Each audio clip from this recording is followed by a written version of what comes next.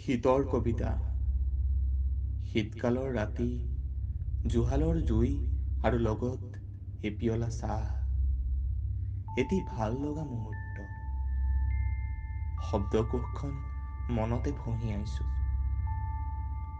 আৰু লিখিবলৈ লৈছোঁ এটি কবিতা। আন্ধাৰ নামিছে, তাপো বহিছে, পতংগই নাচিছে। হয়, তাই আহিছে। কোন হয় তাই? ৰম্ভা, মেনকা, নিহুৰপখী?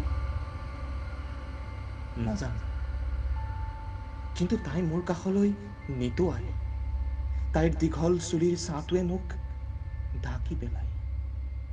তাইৰ উপস্থিতিত জাগি উঠে এক অচিনা শক্তি। তাই ধুনীয়া নে কুৎসিত নাজানো। ছাঁটোৰ মুখত এটা মিচিকীয়া হাঁহি, ভাহি আহে এটা মৃদু শব্দ, আৰু চিটিকি পৰে কিছুমান তেজৰ টোপাল। এক শংকা ভৰা দৃষ্টিত তাইলৈ চাওঁ।